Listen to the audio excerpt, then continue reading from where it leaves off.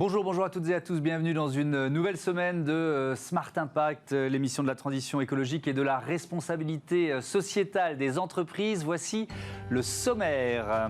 L'invité de Smart Impact, c'est Nathalie Lamandé, directrice générale de Condensé Paris, une marque de cosmétiques naturels et français. Notre débat portera sur le procès de l'affaire du siècle. 4 associations attaquent l'État pour inaction climatique. Faut-il forcément judiciariser le combat environnemental? Réponse tout à l'heure. Et puis dans Smart Ideas, vous découvrirez Fava qui propose des produits hygiéniques pour les femmes, des produits 100% en coton biologique et certifiés sans produits chimiques. Voilà pour les titres. On a 30 minutes pour les développer. C'est Smart Impact.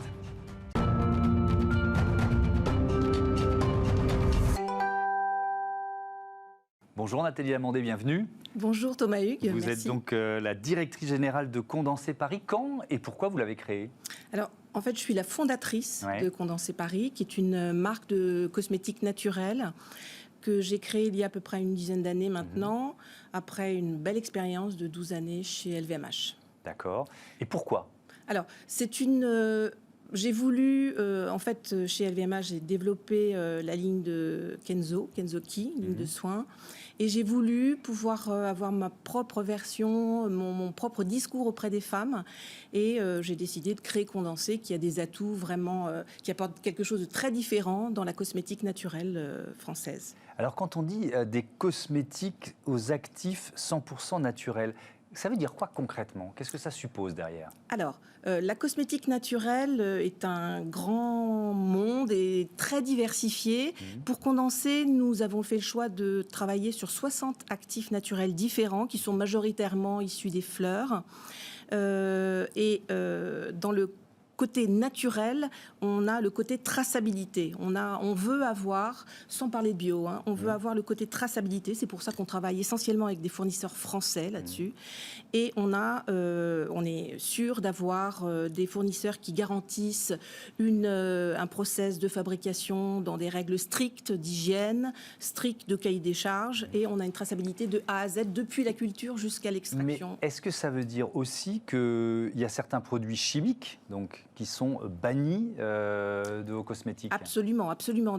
Quand on parle de cosmétiques naturels, déjà, un produit est jugé naturel à partir de 95% d'ingrédients d'origine naturelle.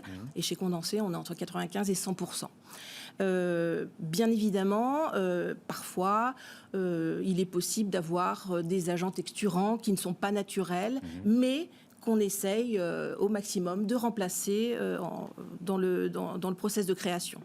Alors j'ai regardé un peu ces produits-là, ces principes actifs, et j'ai découvert des plantes, rien que les noms font rêver. Christ marine, alors c'est le fenouil de mer, c'est ça? Absolument, la marine, absolument. La racine de guimauve, gel de figue de barbarie, enfin je ne vais pas tous les citer. Comment vous les choisissez? J'imagine en fonction de ce qu'ils peuvent nous apporter? Alors, en fonction de ce qu'ils peuvent nous apporter, mais aussi en fonction de ce qu'ils évoquent. Moi, je suis d'origine bretonne. Je veux essayer de travailler avec des actifs qui viennent de France, qui viennent de nos régions. J'ai un fort partenariat avec un fournisseur d'algues à Saint-Malo. Je travaille la Christ marine, mais la cire de blé noir.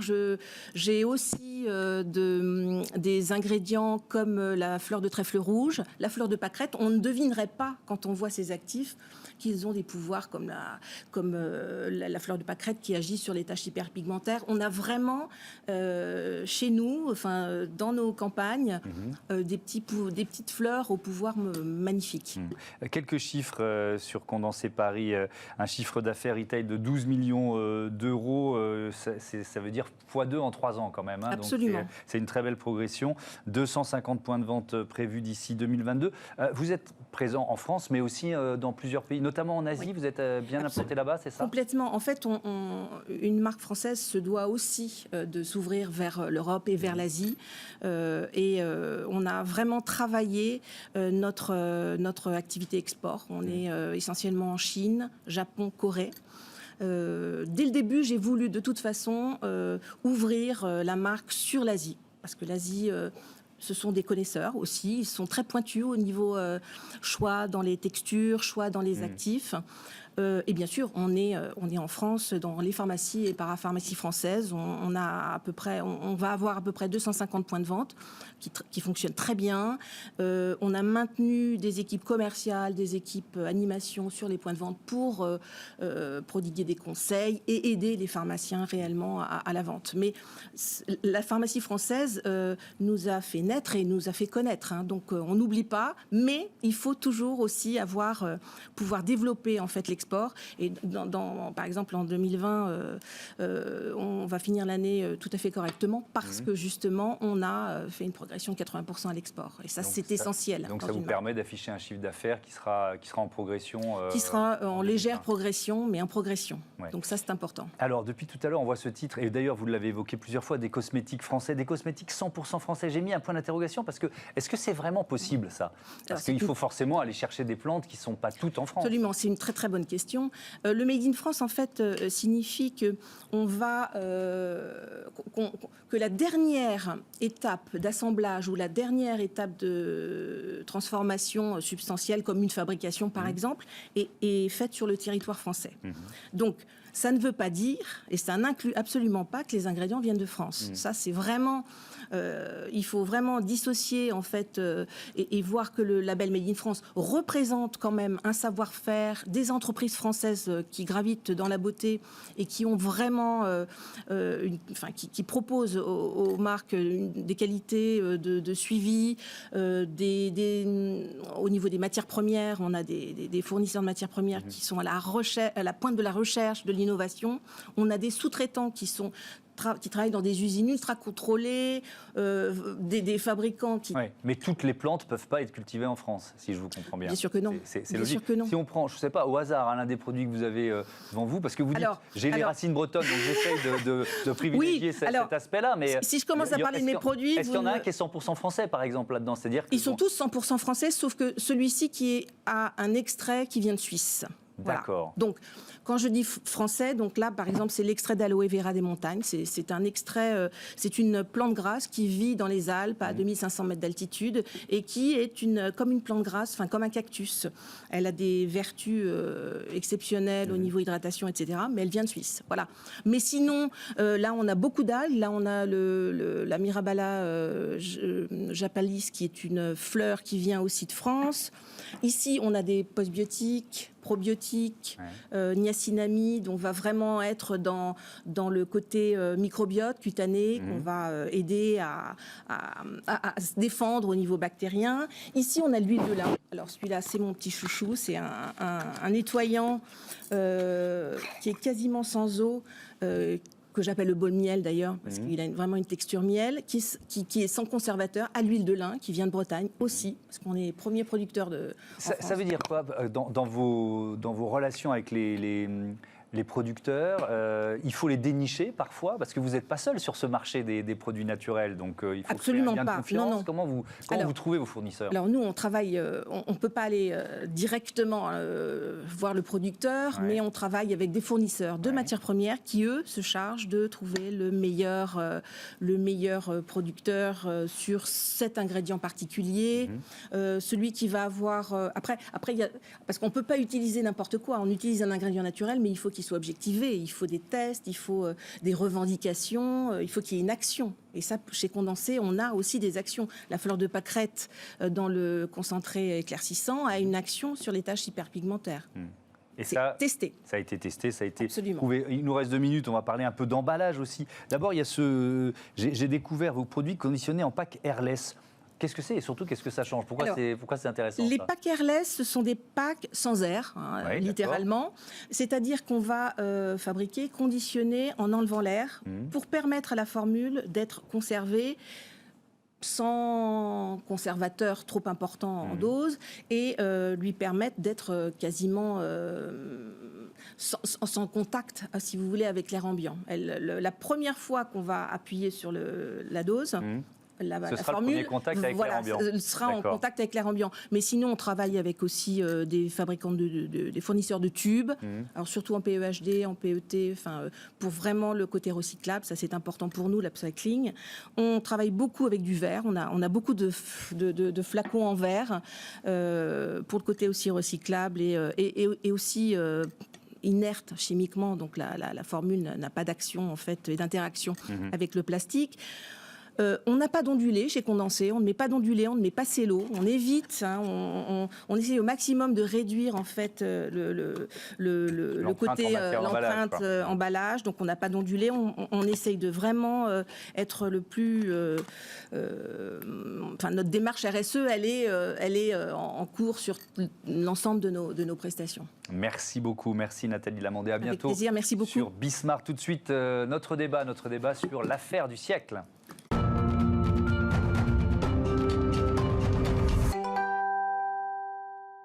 La première audience de l'affaire du siècle s'est tenue il y a une dizaine de jours devant le tribunal administratif de Paris. 4 associations écologistes ont déposé un recours contre l'État pour inaction climatique. Greenpeace France, la Fondation Nicolas Hulot pour la nature et l'homme, Oxfam France et Notre Affaire à tous. Pour en parler, Maître Aimé Clément, bonjour, bienvenue. Bonjour, Vous représentez justement Notre Affaire à tous dans ce procès.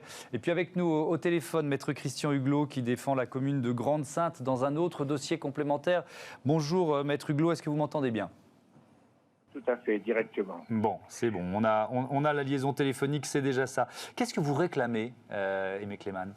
Alors nous, notre affaire à tous, donc le cabinet Vigo et Emmanuel Daoud qui les défendront, nous réclamons, ainsi que ces trois associations que vous avez citées, nous demandons à l'État français de prendre des actions supplémentaires afin de satisfaire ses obligations en matière climatique. Ouais. Si l'État est condamné, d'abord reconnu coupable, c'est quoi ? Il va être condamné à 1 euro symbolique, et puis surtout, quelles peuvent être les conséquences après ?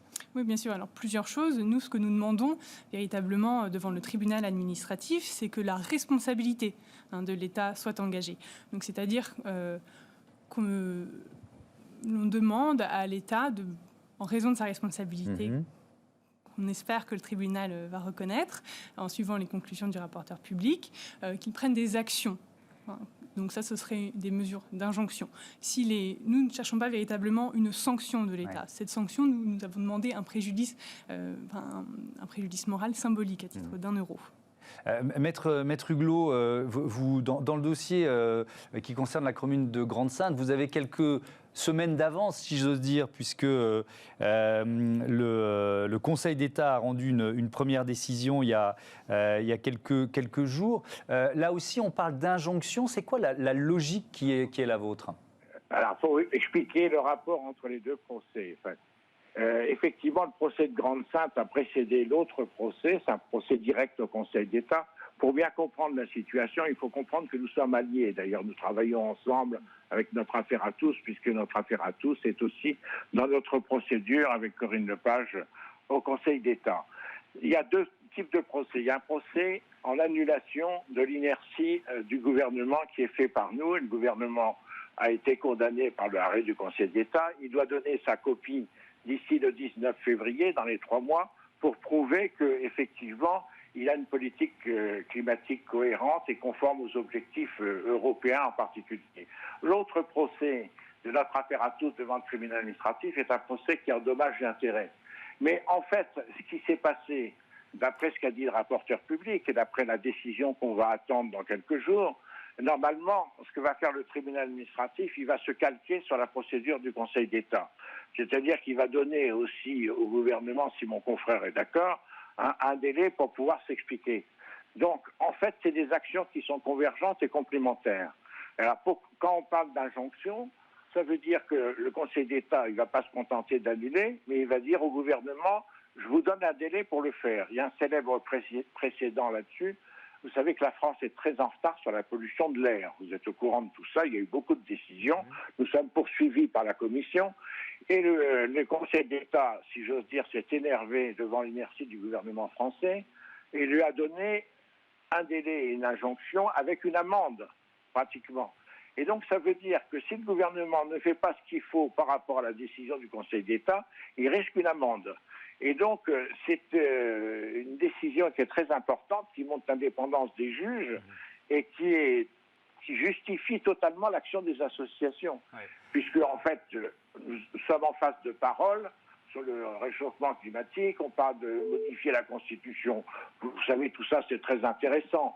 Mais ce que veulent les gens, c'est du concret. Oui, et c'est les juges qui peuvent le donner. Pardon de vous interrompre, Christian Huguelot. Une amende, mais aussi, effectivement, vous parlez de l'opinion publique, un impact politique, un impact d'image pour le gouvernement. Je voudrais quand même revenir sur ce que vous venez d'évoquer, Christian Huguelot, ce projet de référendum avec, pour Emmanuel Macron, la volonté de consulter les Français et d'intégrer cette phrase à l'article 1er de la Constitution. On va citer cette phrase: la France garantit la préservation de l'environnement et de la diversité biologique et lutte contre le dérèglement climatique. Cette démarche, on peut considérer quand même, Aimé Clamène, qu'elle est à mettre au crédit de l'État. Ou est-ce que pour vous, ça ne suffit pas? C'est simplement, entre guillemets, de la cosmétique? Non, bien sûr, cette démarche est tout à fait nécessaire et heureuse. Néanmoins, aujourd'hui, nous sommes devant les tribunaux puisque des lois existent des lois internationales, européennes et nationales. Mais elles ne sont pas appliquées suffisamment pour répondre à l'urgence climatique qui est la nôtre aujourd'hui. Ouais. Mais pourquoi il faut judiciariser ce combat, d'après vous?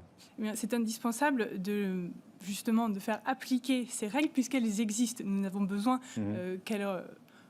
Visiblement, les règles ne sont pas juste là pour faire joli. Elles sont là pour être appliquées, pour réduire ces émissions de gaz à effet de serre qui sont criantes aujourd'hui et qui sont un vrai problème.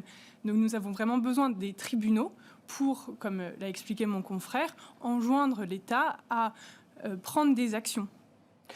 Maître Huguelot, dans cette phrase qui pourrait être intégrée à l'article 1er de la Constitution, il y a le verbe garantir. Je lisais dans la presse cette semaine que le verbe garantir, il fait tiquer le président du Sénat, Gérard Larcher. Ça veut dire que ce référendum, il n'est pas encore gagné. Il y a toujours un risque politique pour un président de la République quand il lance un référendum. Il prend un risque quand même, Emmanuel Macron, vous en êtes conscient de ça? Oui, c'est vrai, il prend un risque, mais il faut être concret. Hein. À chaque fois, quand on fait des actions en justice, il faut obtenir du concret, comme le rappelait mon confrère. Et là, dans l'affaire de la Constitution, je vais quand même vous étonner. D'abord, premièrement, le Conseil d'État a rendu un avis négatif en disant que le verbe garantir était trop fort et qu'il préférait favorise. Vous voyez ce que je veux dire? Il y a déjà une discussion sur un avis du Conseil d'État qui va mettre la zizanie tant à l'Assemblée nationale qu'au Sénat. C'est la première chose. Puis deuxièmement, mon confrère sera certainement d'accord, nous avons tout ce qu'il faut dans la charte de l'environnement qui est attachée au préambule de la Constitution. Et donc, par conséquent, aller mettre ça dans ce qu'on appelle l'article 1er, la phrase commence par la République. Et mon cher ami, si vous permettez cette expression, la République n'est pas une personne morale. Et moi, je préfère 100 fois qu'on me dit l'État est obligé à faire plutôt que la République. La République, c'est un ensemble social, c'est une charte sociale. Mais aller mettre ça dans la Constitution, c'est mettre un beau tableau tout en haut du mur et ne pas arrêter complètement de balayer au sol, vous comprenez? Bien sûr. Pour moi, c'est fictif, ça n'a pas d'intérêt. Je comprends bien. C'est intéressant de voir, Maître Huguelot, ce qui se passe dans d'autres pays, notamment en Europe. Est-ce qu'il y a déjà eu, est-ce qu'il y a des procès similaires contre l'État? Alors, il y en a un paquet. Il y a d'abord la grande décision qui a été rendue par la Cour suprême de Hollande dans l'affaire Urgenda, qui a condamné le gouvernement hollandais à augmenter ses objectifs de diminution de gaz à effet de serre. Vous avez plein de procès qui sont en Irlande, en Autriche, etc., sur des investissements, notamment des aéroports, qui sont considérés comme des allongements de pistes, comme favorisant l'émission de gaz à effet de serre. Vous avez, dans la planète entière, vous avez 145 États sur 190 qui ont une constitution qui prévoit la protection de l'environnement. Et vous avez une véritable explosion même. J'ai écrit plusieurs ouvrages là-dessus. Il y a une explosion de contentieux. Il y a 1500 procès en cours.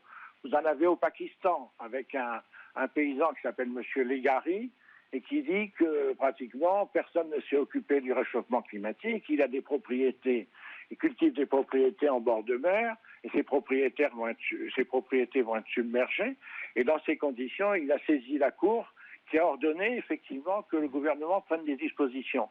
Vous avez une mobilisation de la société civile qui incarne parfaitement notre affaire à tous.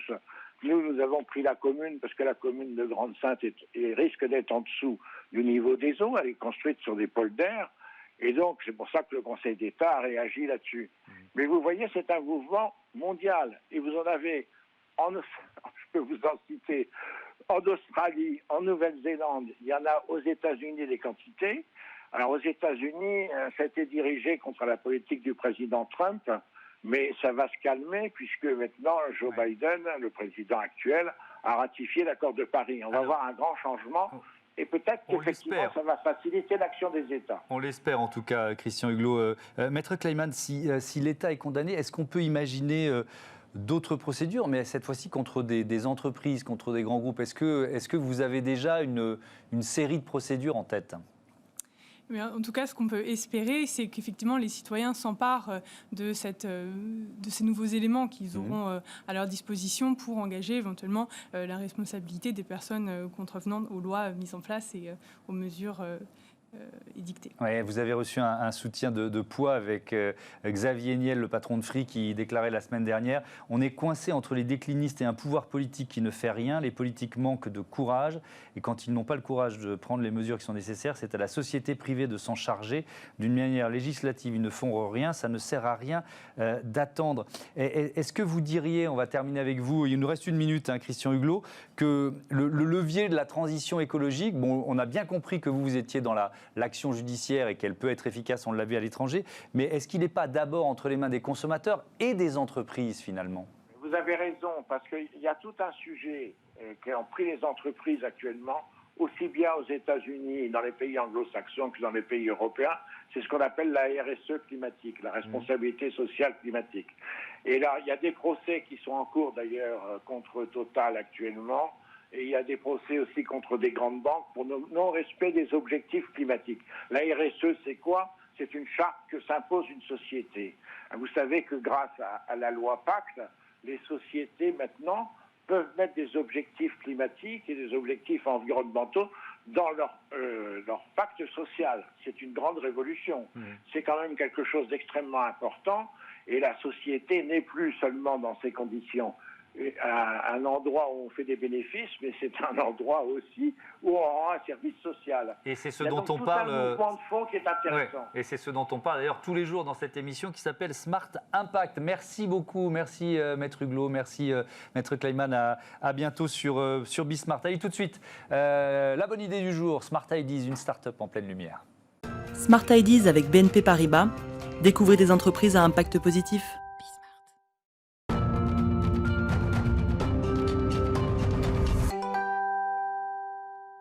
Smart Ideas avec aujourd'hui Jeanne Séguéla-Boucher, bonjour. Bonjour Thomas Hugues. Bienvenue, vous êtes avec Evelyne Gilles-Passé, la cofondatrice de la marque Fava. Quand et pourquoi vous l'avez créée cette start-up? C'est tout récent, remarquez. Oui, on est une jeune start-up. Ouais. On est commercialisé depuis le 8 mars 2019, donc on va bientôt fêter nos 2 ans.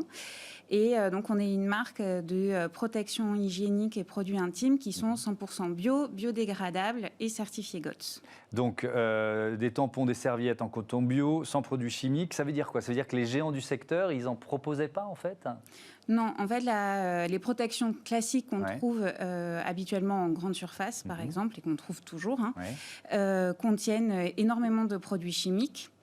Des perturbateurs endocriniens, des substances cancérigènes. Ils ne sont pas faits à base de coton, mais à base de cellulose qui est blanchie au chlore. Enfin, tout ça fait un cocktail chimique qui est à la fois dangereux pour la santé des femmes et en plus pour l'environnement, parce qu'une protection hygiénique classique va mettre 500 ans à se dégrader. Ouais. Quelles difficultés vous avez rencontrées? Parce que la bonne idée, vous l'avez, mais après, il faut réussir à sortir le produit. Quelles difficultés vous avez rencontrées? Les difficultés, c'est surtout qu'on ne voulait pas faire de concessions. On voulait vraiment avoir un produit qui soit 100% bio, sain, qui puisse avoir les certifications nécessaires qui allaient rassurer nos utilisatrices. Et puis des engagements qui correspondaient aussi à nos valeurs personnelles et qu'on voulait faire ressentir à travers notre marque.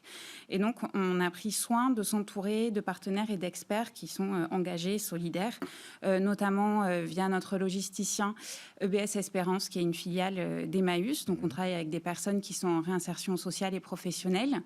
Et puis, un autre partenaire qui est l'association Féminité Sans Abri, à qui on reverse des produits pour toute installation ou achat de nos produits.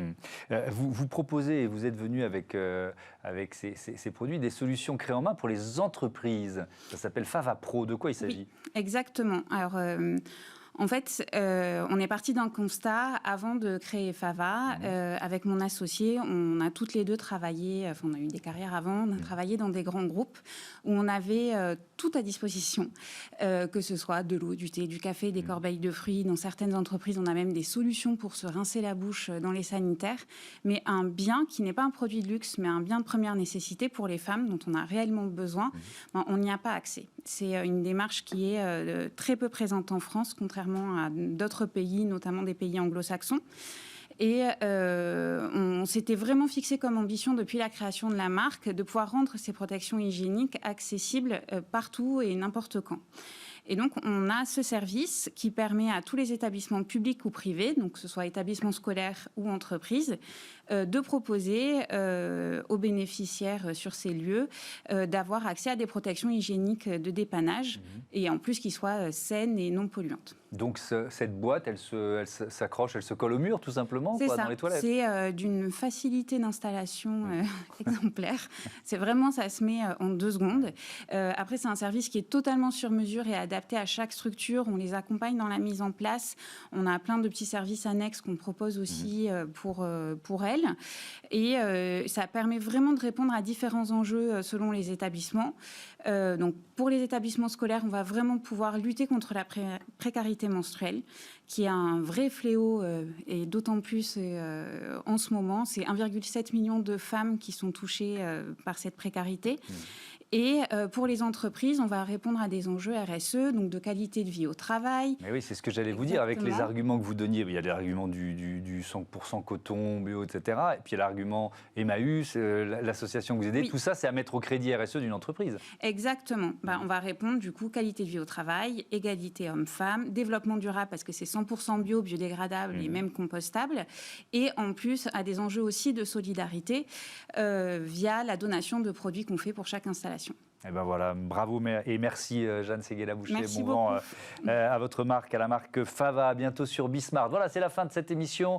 Je vous donne rendez-vous, vous connaissez les horaires, 9h, midi, 20h30 sur Bismart, la chaîne des audacieux. Elle est aussi sur bismart.fr, évidemment, 24h sur 24. Salut.